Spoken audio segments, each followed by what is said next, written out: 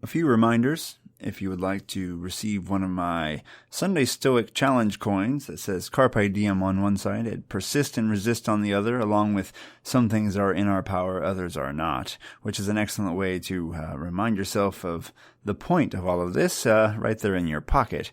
You can go to my Etsy store. There is a link in the show description, or you can just go to Etsy and look up Stoic coin, and you'll find it quite easily. Or you can sign up at the $10 a month or greater level on Patreon, www.patreon.com/SundayStoic. Also, on September 21st at 1:30 p.m. Eastern U.S. time, the College of Stoic Philosophers is presenting a webinar event to raise awareness on topics relating to Stoic physics. There will be a discussion panel made up of Dr. Kai Whiting, Leonidas Konstantakos, and Chris Fisher, focusing on how the divine and Stoic philosophy underpins social action and care for the environment. Dr. Mailing will moderate the panel in this fascinating discussion of the role a sentient cosmos plays in addressing some of the 21st century's most pressing issues. Sign up to be a part of the event. It's $5 US, and there's a link also in the show description. There will be a live panel answering your questions, so bring plenty.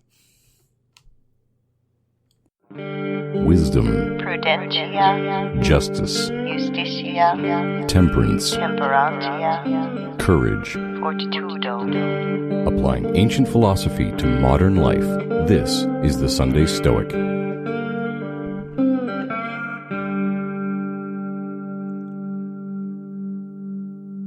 Welcome to the Sunday Stoic Podcast. This is Steve coming to you from beautiful Conway, Arkansas. And I'm actually here at the University of Central Arkansas, which is my employer, and also the employer of today's guest, Dr. Benjamin Ryder, an associate professor in the Philosophy and Religion Department. Mm-hmm. I don't even know the titles of the departments in our own university sometimes. Welcome to the podcast. Thank you. Thanks for having me. And could you tell us just a little bit about your background? Tell us about yourself. Well, I have a PhD from the University of Texas at Austin, specializing in ancient philosophy, Greek and Roman philosophy, and ethics. And I became interested in Greek and Roman philosophy mainly because just the kind of philosophy that Greek and Roman philosophers do. So I know that you're very interested, and your listeners are interested in sort of practical dimensions of philosophical thinking. And that was really what got me into studying Greek and Roman philosophy in the first place. So I specialized that in graduate school and got a job. And so I've been talking about philosophy and philosophy for a living for the past 14 years, I guess. Excellent. How long have you been here at UCA then? This is my just starting my 12th year at UCA. Okay, great. I think we must have started roughly the same time. I started in 11. I was at Hendrix before that, across town, and I came across town. I was just a visiting instructor over there. So, well, here we are. So you have a paper, if I have it written down right. Let's see, Living in Agreement, Stoicism and Daoism on the Sage. Now, these are two very geographically distinct philosophies or worldviews. Could you do, let's start like Google Earth, zoomed way out. Just kind of give us a very zoomed out short summary of these two massive worldviews, and then we'll get into more detail.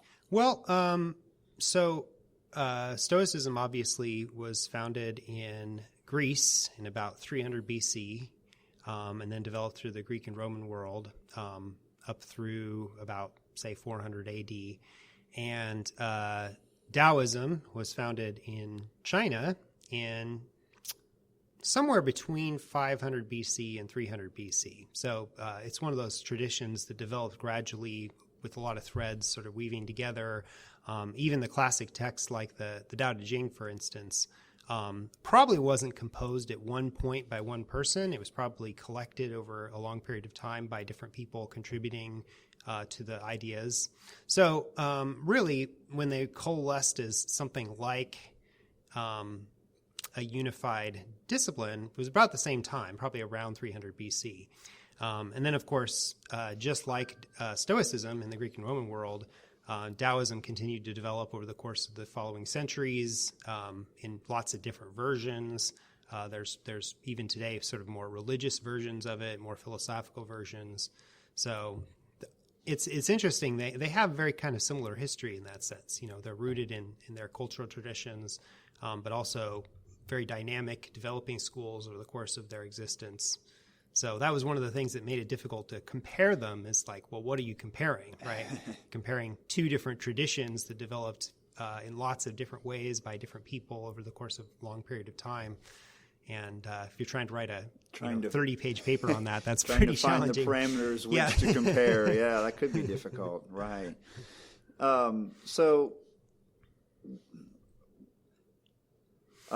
Could you then let's just start. Let's talk about the two philosophies and some of their similarities. Well, what got me into it, thinking about writing this paper, was I teach a class here at UCA called Philosophy for Living. Okay. So that was the title. I've seen it on the books. I thought if I had time, I'd just sneak into that one. Yeah.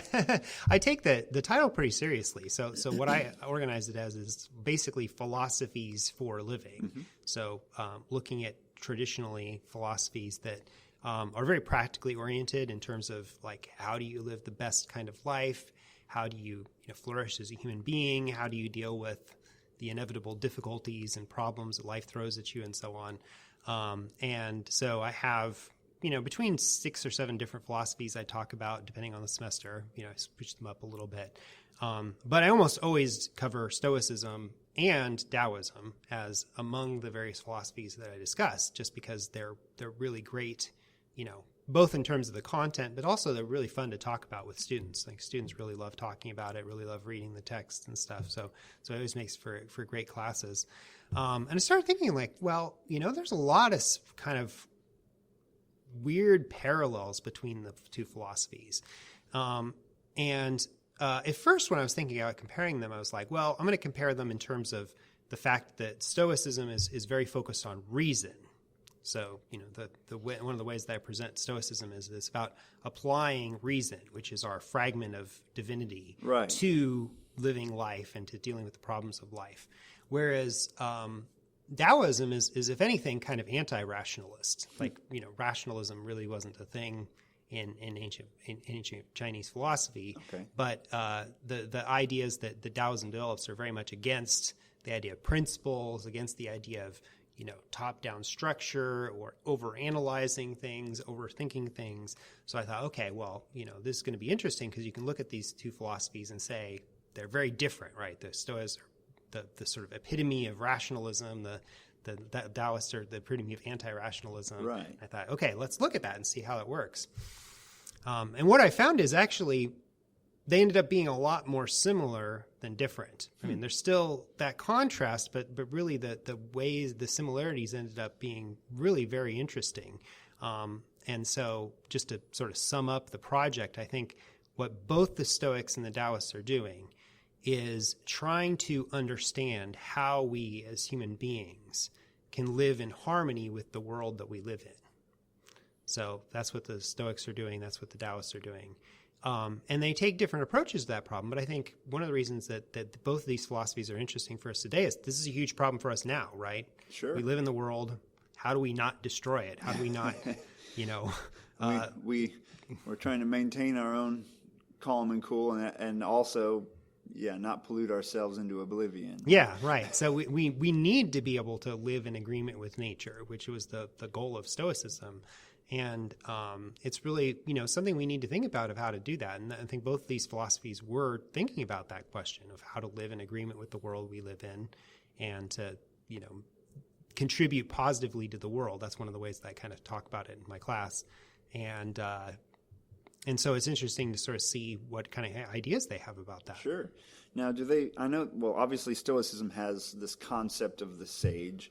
Mm-hmm. Does Taoism also then have this idea of the supreme wise person in that sense? Right. Yeah. And that's another really important sort of similarity and structural similarity is that both philosophies begin with this idea of taking sort of the perfect wise man as the exemplar. So in Stoicism, you have the sage, and especially from the early Stoics, it's like the sage is, perfectly wise. The sage makes no errors. The sage has no mistakes. And so there's this sort of conception of the sage, and then we have to read that back into, well, what do we do as regular people to get there? And that's, of course, part of what makes the Roman Stoics interesting, is the Roman Stoics are kind of more interested in that question of like, okay, we're not perfect. Right. How do we deal with us as imperfect people trying to make sense of the world? And then Taoism is the same. So Taoism often talks about the sage. The sage is the one who lives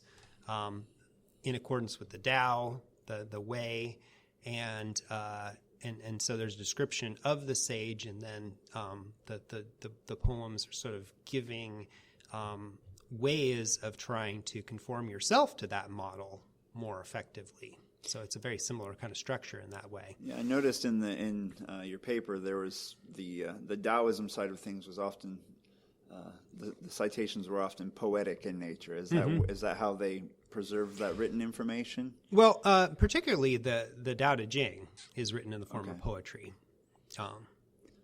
and it's always interesting, like, to talk to my students about, like, well, why is the Tao Te Ching in the form of poetry? Because it's just as a side note, that's always been one of my particular interests in philosophy, is the sort of literary dimensions of philosophy. So how does philosophy function as a literary form, and how does the literary character of different philosophers contribute to what they're doing as philosophy? Okay. So in context of something you've talked about, of course, would be something like, Marcus Aurelius, right? So it's a sort of distinctively literary way of doing the things he's doing. He's doing a kind of meditation, writing these sort of things to himself. But they are poetic in a sense. Yeah. And it has a dimension of a kind of literary artifice. But that is part of what contributes to its sort of philosophical purpose, the philosophical purpose of sort of self-reflection, self-transformation. And so it's the same thing with the Tao Te Ching. The poetry is part of how it does what it does, and how it operates. And so it's always one of the things I want to try to get my students to see is how that works. Okay, that's interesting. I know there are some.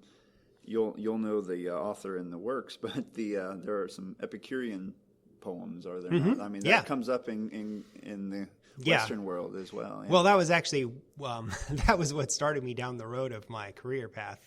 Is I wrote my bachelor's thesis on De Rerum Natura, which is the Lucretius's On the Nature of Things, which is the poem, Epicurean poem that you're talking about. That's where I started. Okay. That was my first sort of major project, and then my career has been basically exploring those intersections of literature and philosophy, and how the literary aspects of philosophy contribute to its philosophical mission, and vice versa.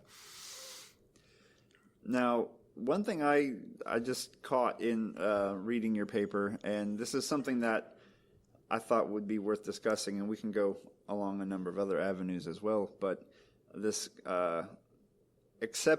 something about exceptionalist prescriptions for action being something that both philosophies avoid, right? Right. And sometimes we can think, well, the sage would always do X, or in this situation, the right thing, what is the right thing to do? Is stealing always wrong? Is lying always wrong? These kind of viewpoints. Could you delve into that a little bit further? Right. So this is the contemporary term for it is called particularism.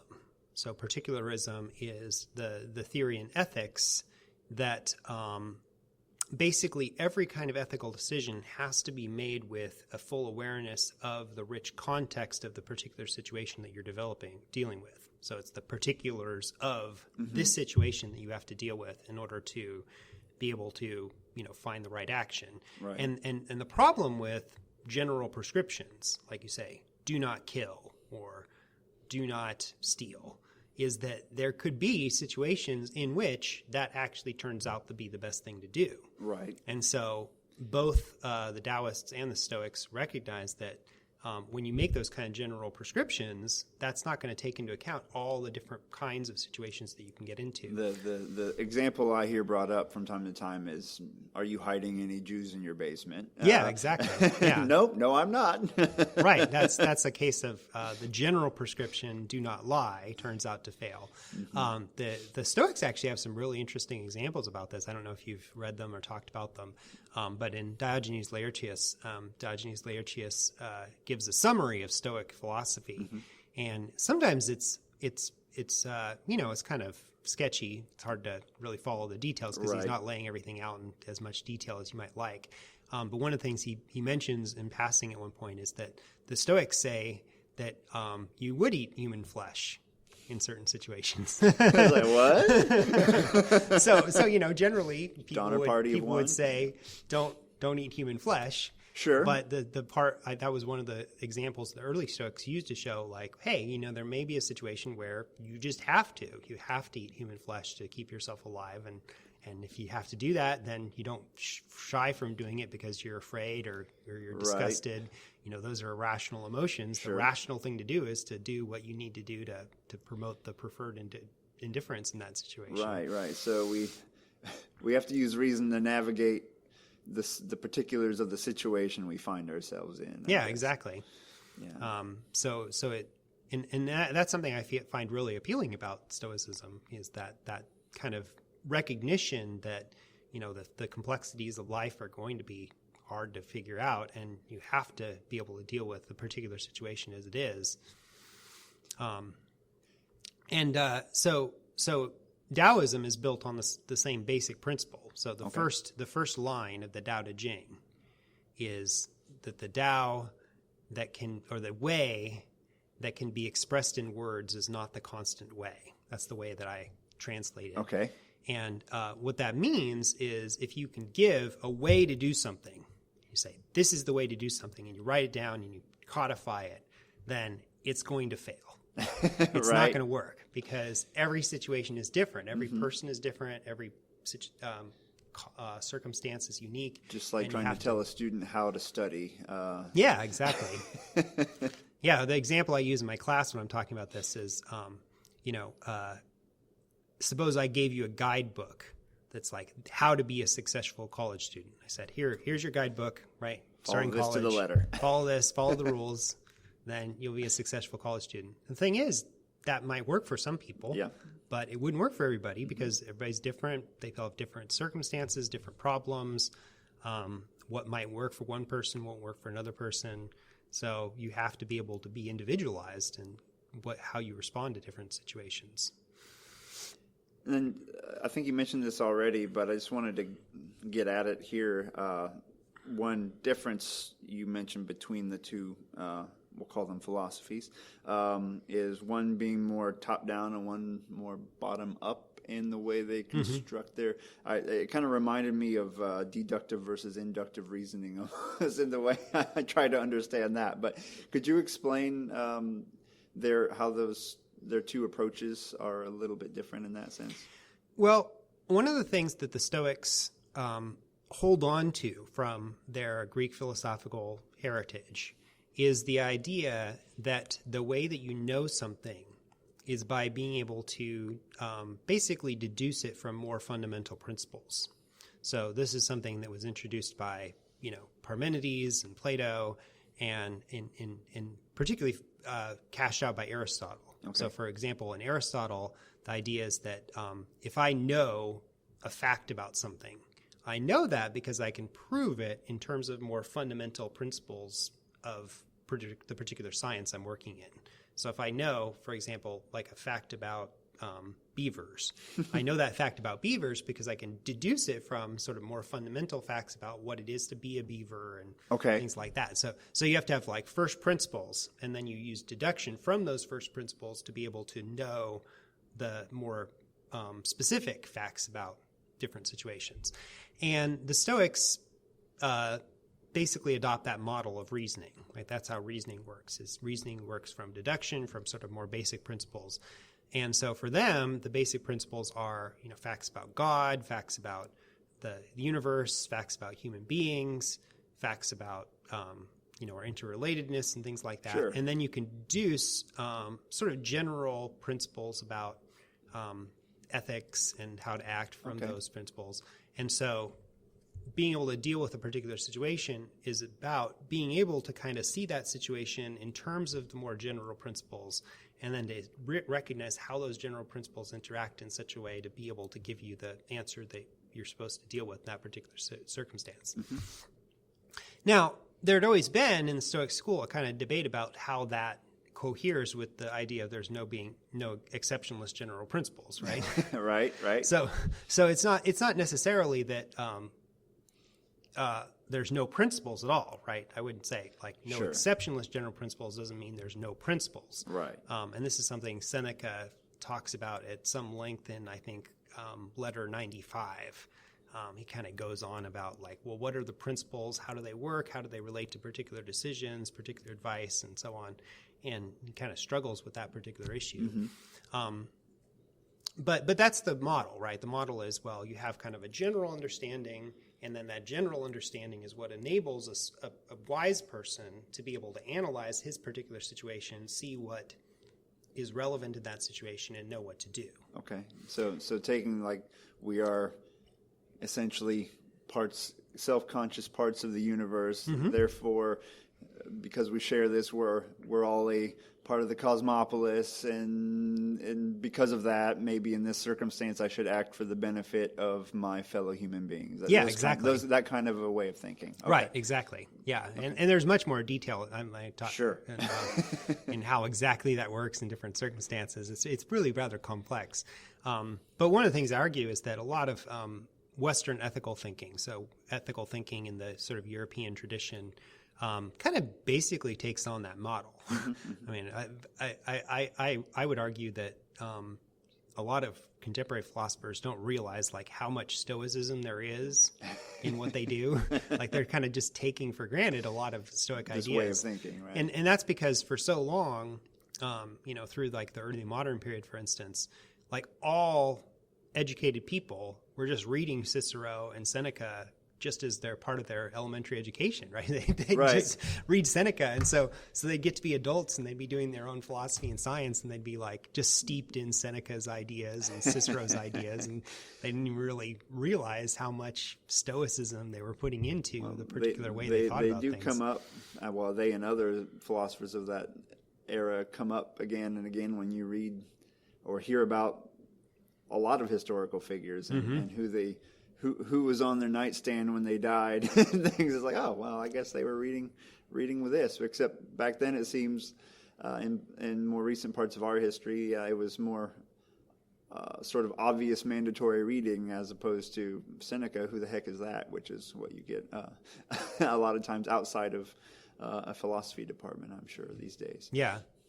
So I guess one of the arguments I made toward the end of my paper is that in the contemporary Western tradition, we've kind of taken on that sort of top-down model of thinking about mm-hmm. how to deal with the world, right? So what we need to do is we need to understand the general principles about how the world works, about how animals work, how genes work. Right. And once we understand all that, then we can control it.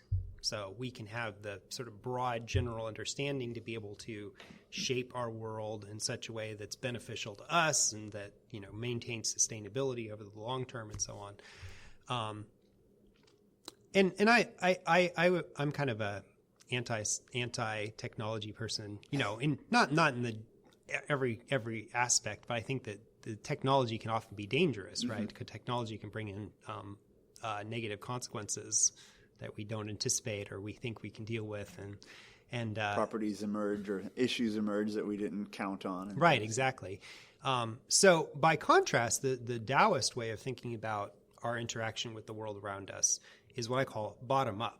And what that means is that the fundamental basis of our sort of grasping of the world is through immediate experience. Okay. So you experience something most directly and most, accurately through just feeling it. Okay. And then what we do is, as human beings, we like to apply sort of general categories to try to make sense of the things we're saying. So we take the raw data of experience and we break it up into like, there's these things. So I say, this is a chair, and this is a table, and this is a bird, and this is a cheetah, right? So I'm breaking down all the different things in the world and giving them names. And that's a very useful thing to do. And the Taoists wouldn't deny that it's useful to be able to apply names to things, but then the name makes us feel like we understand it, right? So you say, oh, that's a cheetah. So like, I understand the cheetah. No, I don't understand the cheetah. Like that's just a name. It's just a word. Okay. And so really to understand the cheetah is you have to understand sort of everything about its life and its history and what it's doing. But more than that, it's not just like cheetahs as a species. Each individual cheetah has its own sort of life history and life experience and interconnections and so on. And so things really, if they're going to be understood most fully, must be understood as individuals.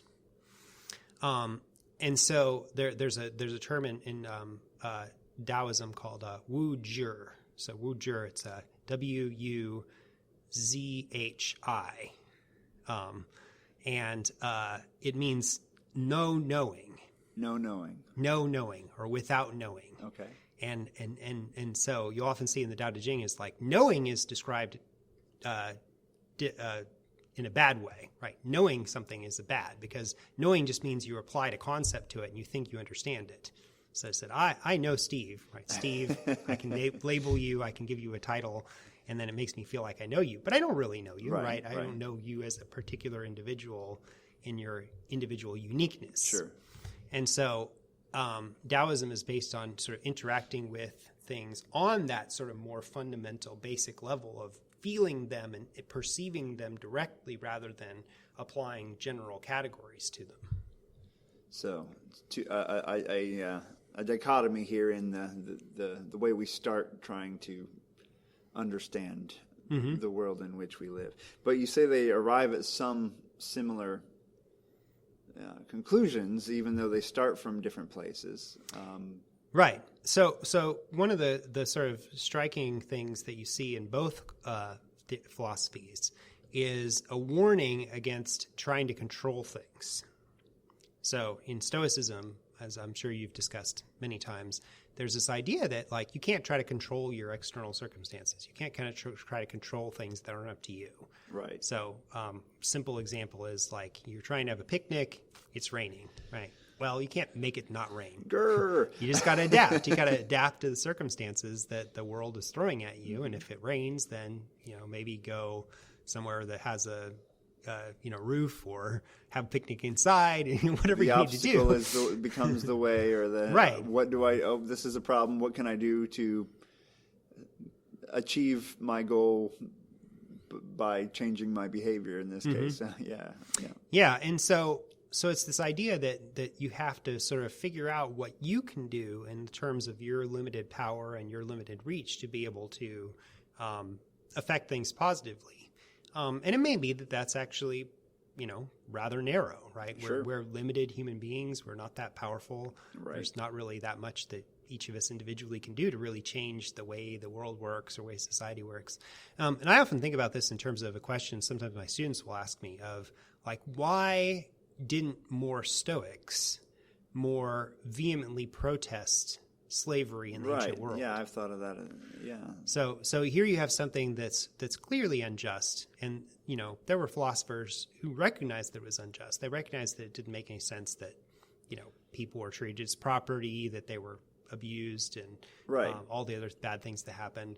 Another example is the treatment of women. Right, there were documented Stoics that recognized like how irrational and unjust was the treatment of women. Yeah. So why didn't they do something about it, right? Why didn't they advocate to change? Why didn't they try to abolish slavery or pass the equal rights law in ancient Rome? And my answer to that is that, philosophers like Seneca and Epictetus, they realized that there's only so much they can do, right? They can't make the emperor, change policies or make the society think differently. All they can do, from the perspective of Seneca or Epictetus or others, is try to change things a little bit by the people that they interact with, right? So the students that come to Epictetus' schools, he can teach them, he can help them to think better, he can help them to, approach their lives more rationally. Kind and of a ripple effect. It's making a difference. It's making a ripple effect, but it's not, dramatic revolutionary change, but maybe dramatic revolutionary change really just doesn't work as well as we like to believe it does in our modern society. Yeah, we like to tell ourselves it does, but I don't know how much evidence we have. Yeah. Do you see at all, this is something I've been talking about or thinking about, do you see much in terms of like we have all these individual Stoics. Did you ever see a couple of Stoics get together and push towards a goal of some kind, some sort of collective Stoic action at all in the ancient world? Well, I think that the best example you can think of is the actions of Stoics or Stoically influenced people during the sort of Civil War period in the late Republican period, leading up to like Julius Caesar, for instance. Okay. So, for example, Cato the Younger is the famous sort of Stoic hero because he stood up to Julius Caesar and then eventually even committed suicide to prevent Caesar from using him as a trophy in his triumphal parade and stuff like that. So I think there's several sort of Stoics and several Stoically influenced figures who participated in that.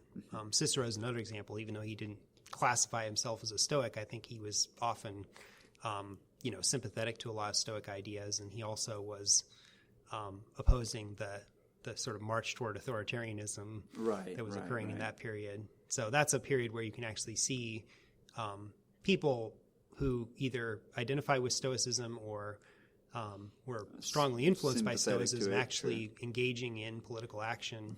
Not just sitting on their hands. Yeah. And then the Taoists, then, do they, so is there anything in there about, I don't know, I'm not as familiar with Chinese philosophy and history, but did they have anything like the slavery we saw in Rome, or mention anything about the treatment of women in their philosophy? Right. Well, the role of the feminine is actually a really important theme in Taoist philosophy, and this goes in with the general theme of control, right? So one of the things that's a recurring theme in the Tao Te Ching is that do not try to control the world. So there's a poem, and my favorite translation, I think it's poem 29. It says, "Those who try to control the world fail. Those who grasp lose." and the idea there is that when you try to control things, it's because you're imposing a kind of idea about how you want things to be. Right. So I want things to be this way. I want my child to grow up to be a doctor. Right? So I've got my plan for what I want my child to do. And so I try to impose that plan upon them.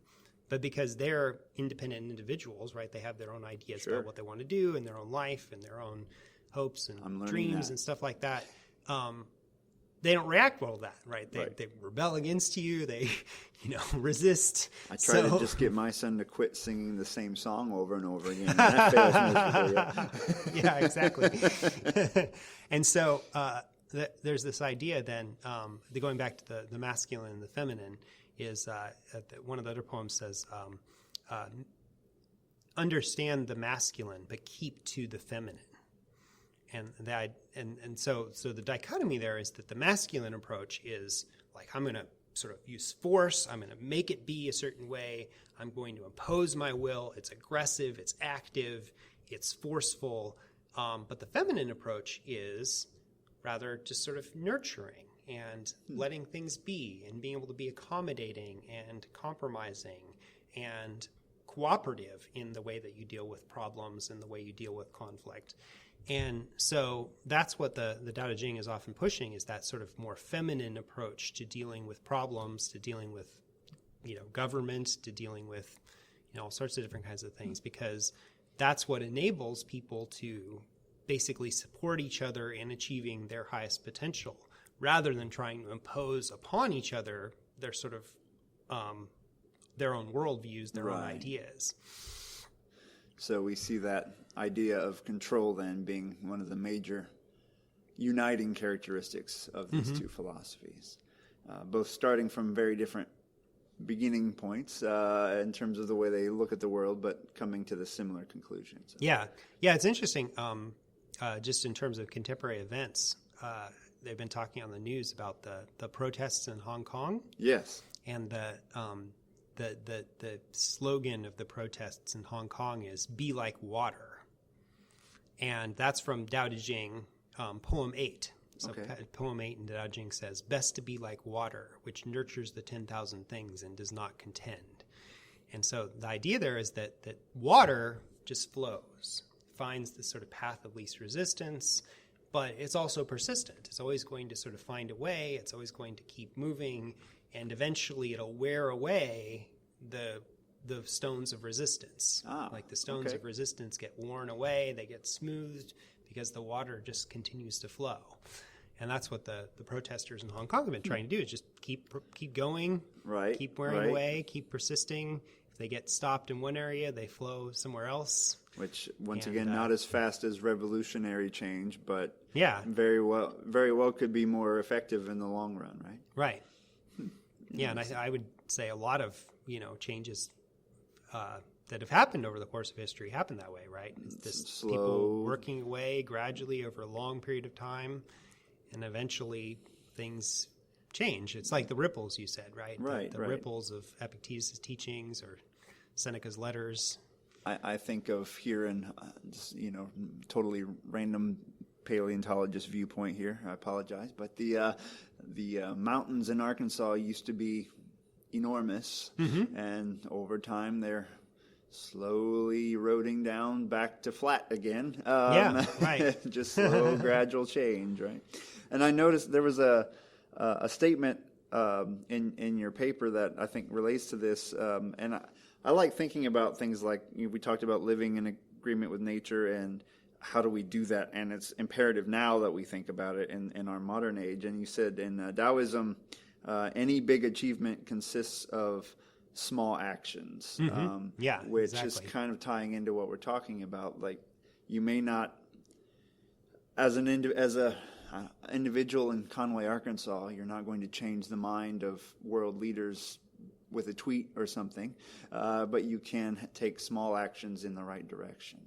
Right, exactly. And that's partly because the way that the Taoists would put it is, when they have something called the Principle of Reversion. So the Principle of Reversion is that when you put something out, then it tends to be that comes back to you. Okay. So like if I react to a situation with violence, or I react to a situation with force, typically, what's likely to happen? More violence, more force. Right back at you, yeah. So if I say, I'm going to make you, adopt my policy that I prefer, or make you adopt this way of doing things, then people react to that, right? They fight against it, they resist. Whereas if you can sort of gradually work through to change it in a way that people see as accommodating and compromising and taking their perspective seriously, then that's going to lead to a much more successful result.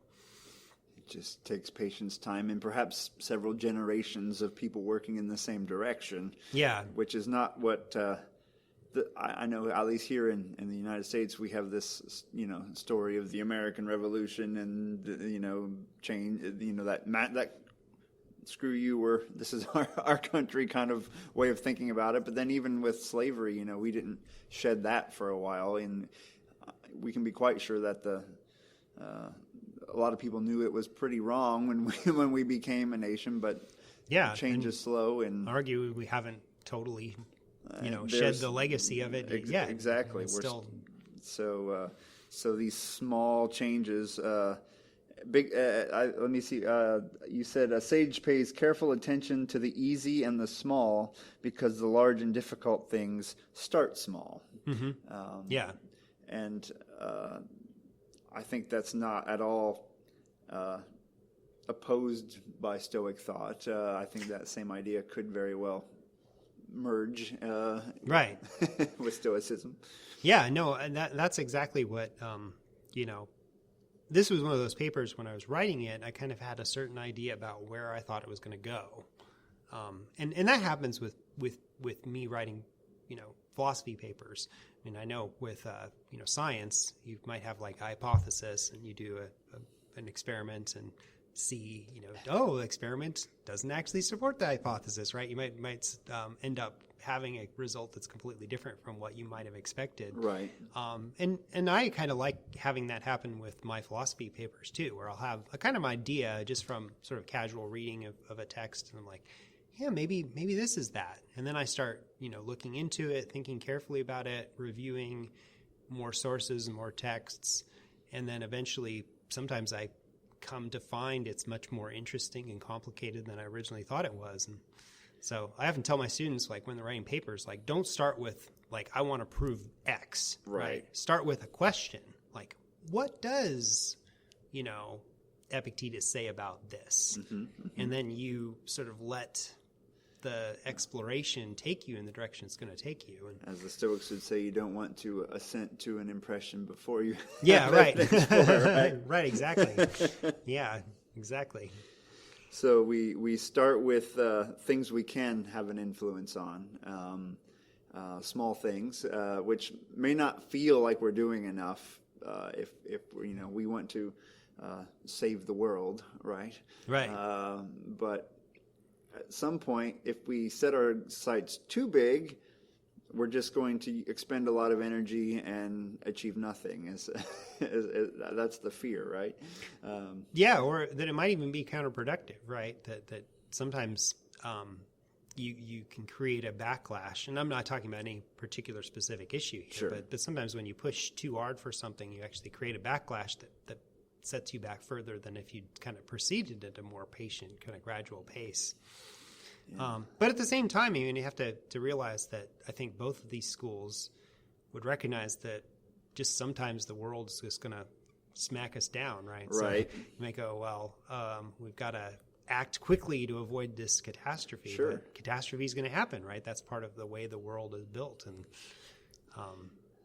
just got to the modern era deal with it when it comes. The hard decisions we face now are some of the catastrophes may well be caused by us, and so we technically could avert them if enough of us would change our actions ahead of time, and then trying to figure out how to use philosophy to approach that is well above my pay grade, but worth talking about. Right. Yeah, this is a bit more speculative on my part, but the Stoics believe that the world is providentially ordered, right? Mm-hmm. Everything's sort of organized for the best, and that there's sort of a divine plan behind it all. Right. And the Taoists think that the world is sort of self-organizing system, so that everything kind of it plays out, and eventually it'll balance itself out again. It's the Tao. And maybe that's true. I mean, I in the broad scheme of an ecosystem or a planetary system, that it'll all balance itself out. But that doesn't mean that, like, in the process of balancing itself out, it's not going to kill millions of people. Exactly. Yeah.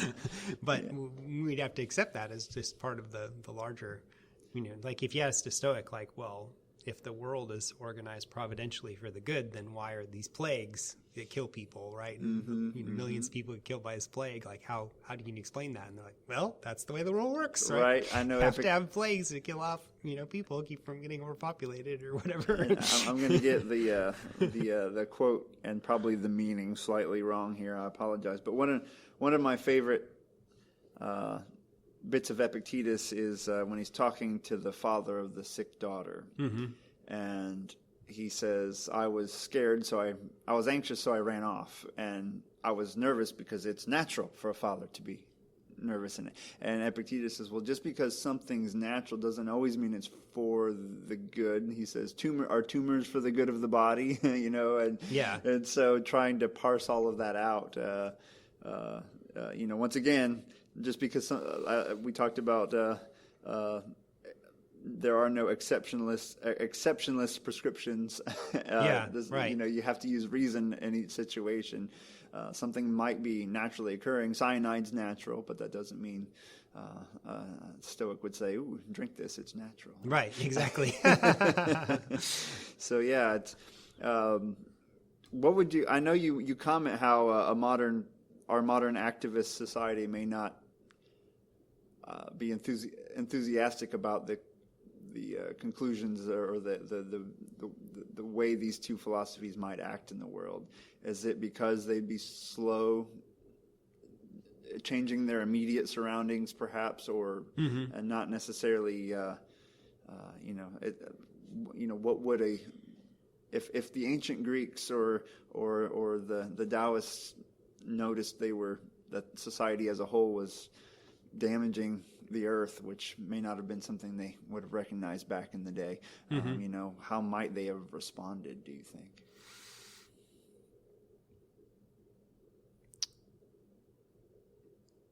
I guess that's part of the question I'm trying to pose through writing the paper. I mean, and one of the things I wanted to do at the end of the paper was to kind of ask that question. It's like, okay, well, we have these different perspectives about how we can live in agreement with the world.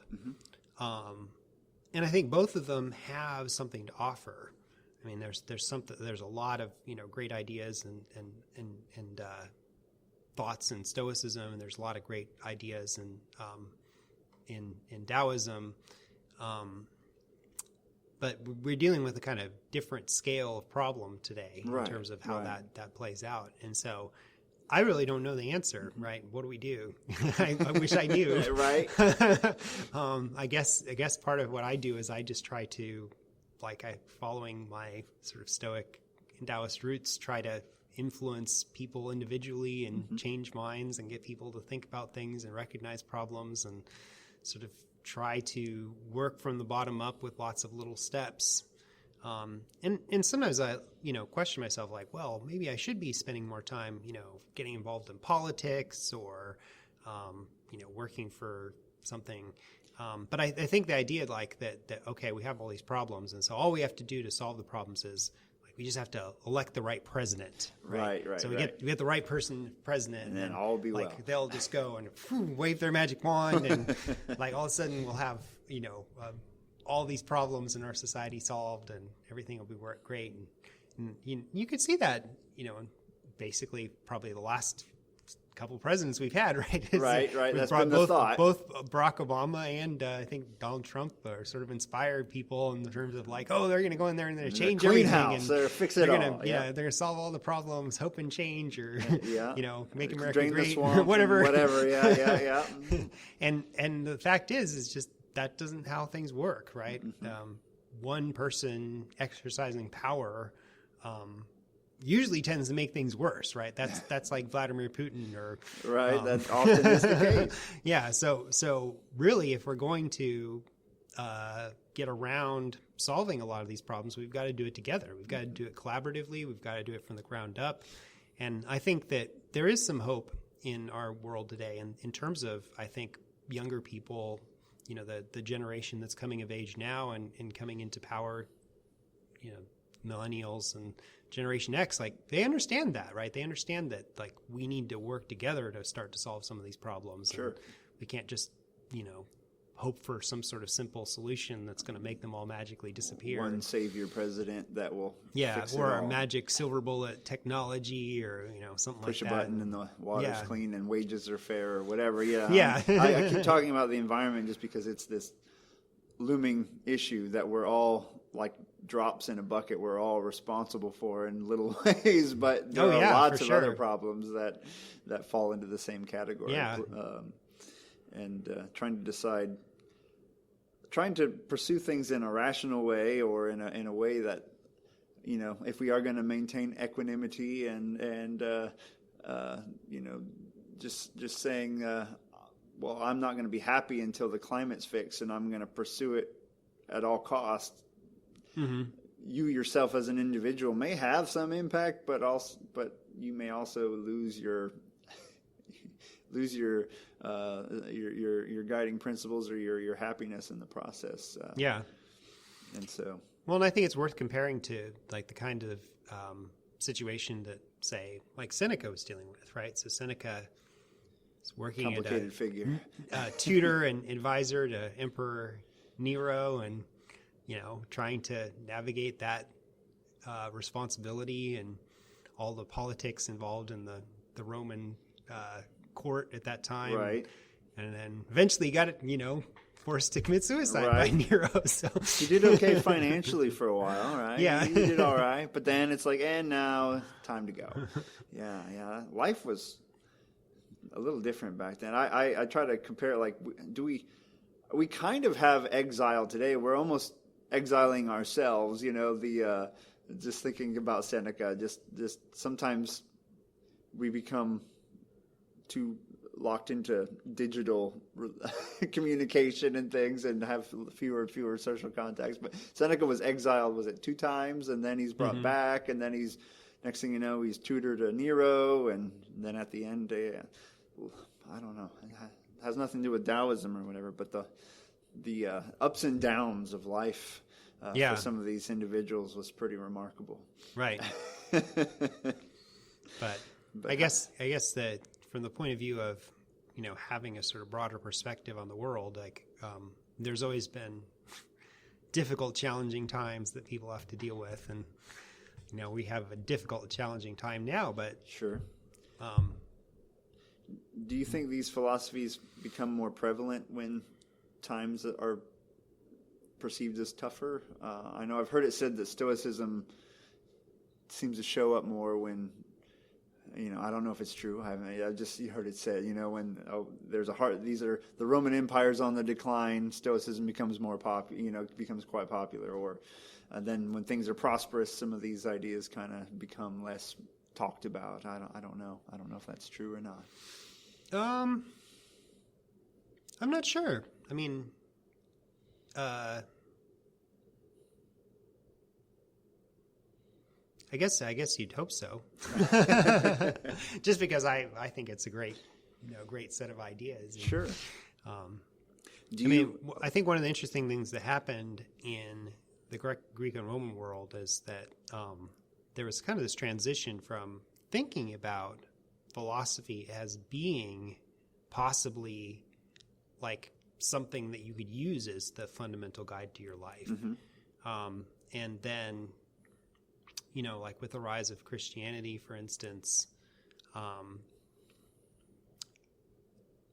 think there came to be the idea that like you needed to sort of get that from religion rather than from philosophy. Right.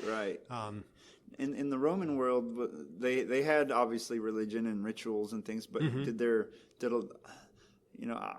hard to understand, the difference between the average person and the richer people and everything. But was morality tied into the religion quite a bit, or did they get it more from philosophy? There was definitely morality tied into the religion, but I think that for the most part, Greek and Roman religious traditions were kind of open-ended, right?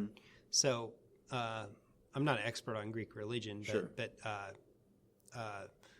one of the things I tell my students about, like thinking about Greek religion and in context of the development of philosophy, is that there wasn't like a Bible, right? There's no Bible of Greek religion. There's a lot of like texts that people would read as being important sources of information, like Hesiod or even Homer. But it's not like, there's an orthodoxy of like, this is the way you're supposed to like think about the gods, and this is what you're supposed to do, and like the whole idea of there being a kind of set of doctrines and a sort of right way of thinking, like that wasn't really something that had quite developed yet. And so you could think about philosophy and think philosophically about things within the context of that very flexibly.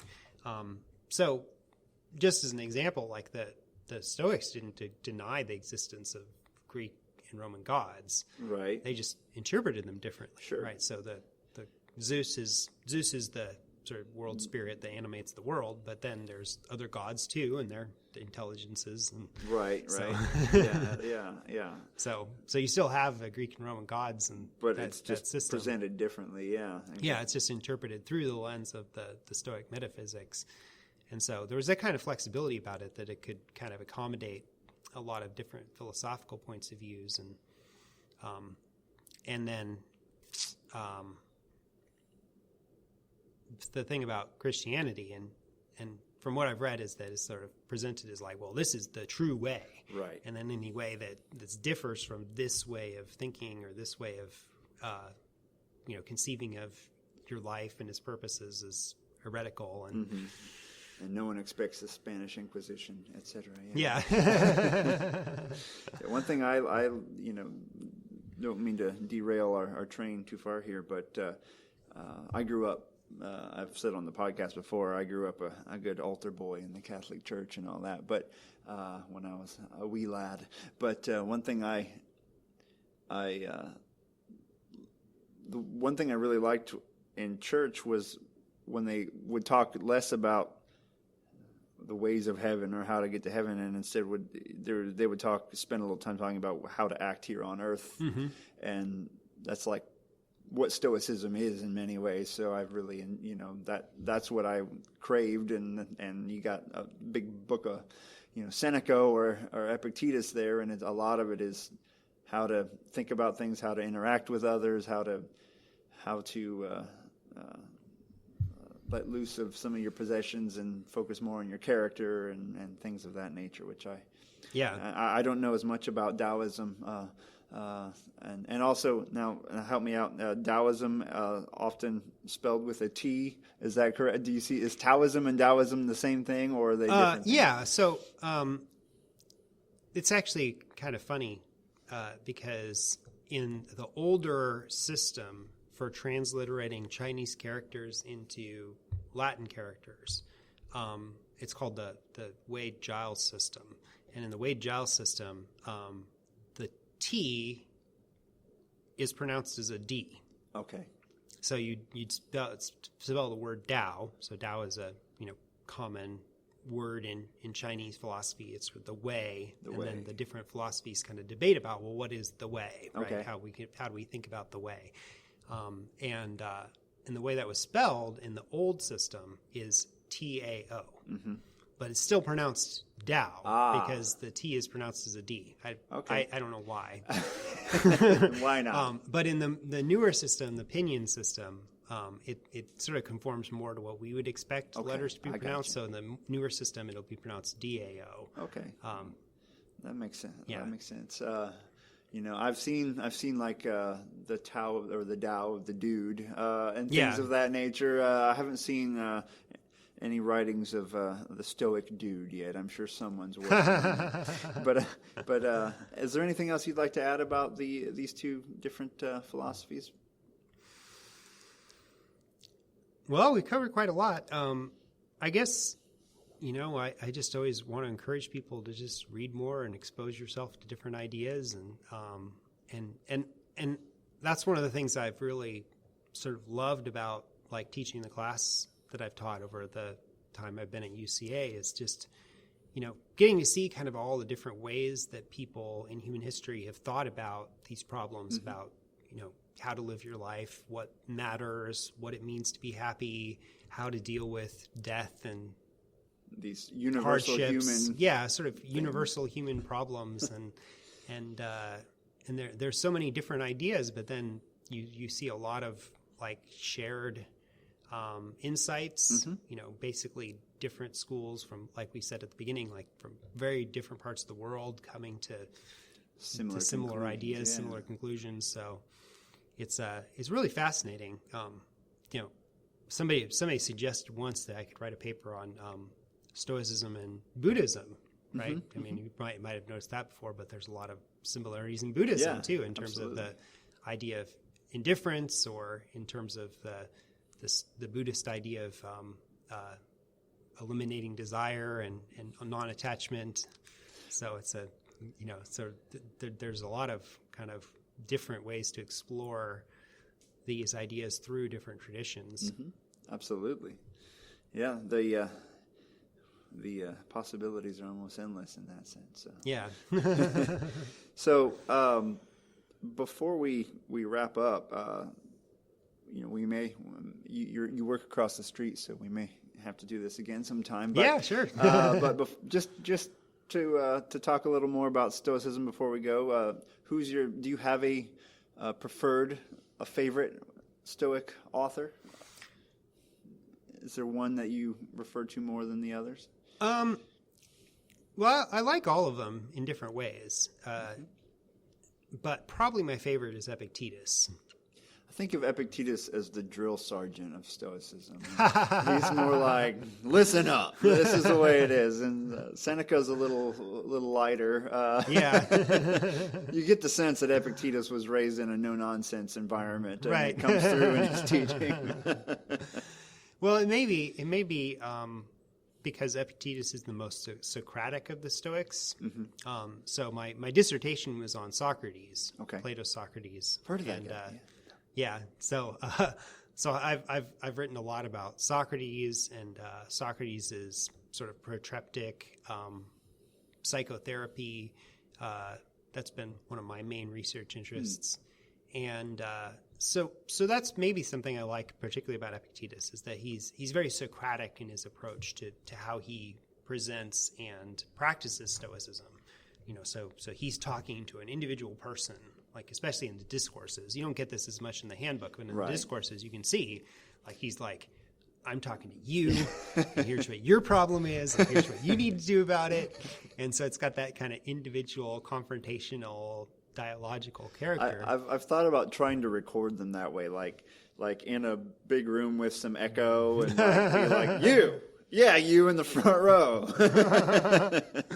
Well, it's like that one passage where he calls out the guy that was adulterer. Oh, And right. He's like, you're a piece of garbage. You're what's wrong with this world.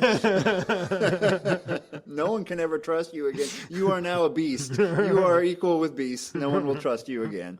Yeah. He does do that, doesn't he? It's pretty amazing. Yeah. But it's something interesting to explore, because I think that the great thing about the three major Stoic authors from Roman Stoic authors that we have a lot from is that they both they all explore like how to think about Stoicism in such different ways. Mm-hmm. So you have the letters, like Seneca's letters, and they're in some ways kind of informal, they're meditative, they're sort of personal, and he's like addressing him to his friend, and there's Dear kind of Lucilius. right. And then you have like I said with Epictetus, you have the discourses and that sort of dialogic, almost confrontational style, and then you have with Marcus Aurelius the sort of personal meditation. Not sort of really meant writing for others to yourself. to see. Yeah, I mean, I almost wish they'd start publishing it with, to himself as the title. Right. Was Was that the classical original? title? Yeah, that was the classical title. Mm-hmm. Because it really helps you to see it. It's like, okay, he's writing to himself. Mm-hmm. He had a bad day. Someone was a jerk, so he's writing to himself, like, And he's pulling from his teachings and Right. trying to He's remind like, himself, don't get mad, do this. Don't get mad, do this. Right. One of my favorite ones, you probably know this one, is where he's like, if somebody annoys you, remember, within a short time, both you and he will be dead. And it won't matter at all. Not going to matter when you're both dead. Yeah. Here's something you might be able to relate to. I've often wondered. I thought this would probably get me in trouble if you know how when we write turn in our binders for promotion, we have to have a teaching philosophy. I'm like, what would a Stoic inspired teaching philosophy look like?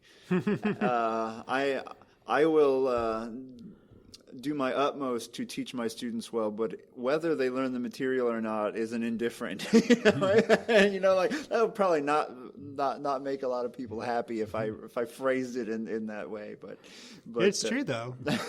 When, just speaking personally, like that's actually a lesson I had to learn, because when I first started teaching, I really take it personally when students would be disengaged, Right. or if they weren't doing well. You are right. It is true.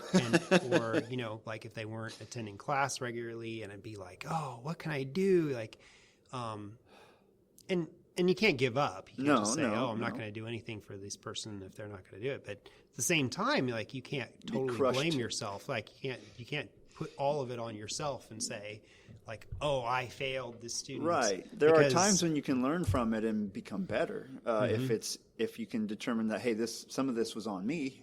Right. But at some point, it's not all on you. Right. Yeah, it could be like, as I've learned sometimes retrospectively, like it could be because, so-and-so's girlfriend dumped him, Sure. or because he's having a hard time with his home life, or she's Right. working a job that Right. requires her to work obscene hours. And I've often tried to think of, in chapter 2 of the Meditations, when he starts off with that, today I shall meet with the ungrateful. The reminding him is like, what would that look like for the first day of class? Today, I shall see the brand new freshmen who know not what college is and how to be prepared for it. And it's my job to work with them and not be swept along emotionally when they don't get it the first time around. Right. Yeah. Yeah. It's amazing how you can apply the problems of an emperor to everything. Right. Well, and on the positive side of that, there's also the frequent reminders that Marcus Aurelius gives to himself, like, remember, like, these are your fellow human beings. Absolutely. They're your kin. It's not all just grumpy, I don't want to get out of bed. It's also, there's nobleness there. You're doing this for real, just like being a teacher. Yeah, that's all the stuff you complain about, but think about what you're doing, the amazing opportunity and duty you have to be a good instructor, because you're making knowledge accessible to all of these people, and that's quite an awesome duty to have. Yeah. So we can't lose sight. Thinking about what you can control and what you can do, and like we've been talking about. Yeah. Well, Dr. Benjamin Ryder, thank you for joining the podcast once again. Thanks for having me. Yeah, and come by anytime. Okay. All right. I'll do it again sometime. Thanks. Carpe diem. Thank you for listening to The Sunday Stoic. If you enjoyed the show, please subscribe, rate, and review The Sunday Stoic on iTunes. Become a member of the Sunday Stoic team, earn rewards, and be an integral part of the show by becoming a patron at www.patreon.com/SundayStoic.